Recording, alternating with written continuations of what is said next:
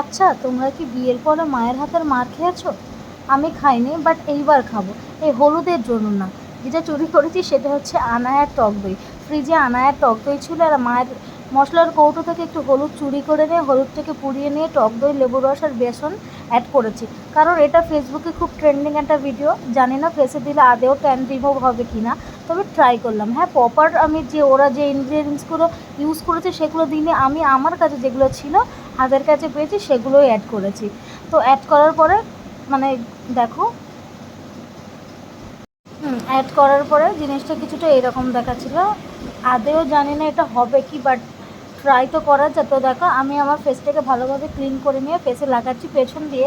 সানায়ার hairband আমি পরেছি বলে আনায়া আমার হেয়ারব্যান্ড পরেছে না কেন, আমাকেও লাগিয়ে দিতে হবে। তারপর যখনই দেখলো যে এতে টক দই আছে, তা নিজে থেকেই বলছি, না না আম্মু আমি আর লাগাবো না, টক দইয়ের কেমন একটা গন্ধ বার হচ্ছে, আমি আর লাগাবো না।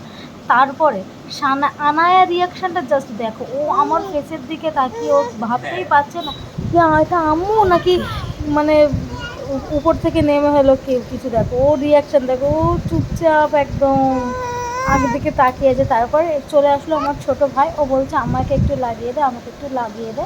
তো লাগিয়ে দিচ্ছে আর ভিডিও করছে, ও জানতো না। তারপর যখন দেখতে পেয়েছে যে ভিডিও করছে, আমাকে বলছে ভিডিও করিস না, আমার ভিডিও করিস না। কিন্তু আমি তো শোনার পাচ্ছি না, ভিডিও করে নিলাম। তারপরে আমি ফেসে 10 থেকে তারপরে 10 থেকে 15 মিনিট রাখার পর ফাইনাল রেজাল্টটা জাস্ট ওয়াও। আমি কোনোদিনও ভাবিও নি যে এইরকম কোনো রেজাল্ট পাবো। সত্যি আমার ফেসের যত ট্যান সবই রিমুভ হয়ে গেছে। তবে হ্যাঁ, একবারে তো এটা সম্ভব না।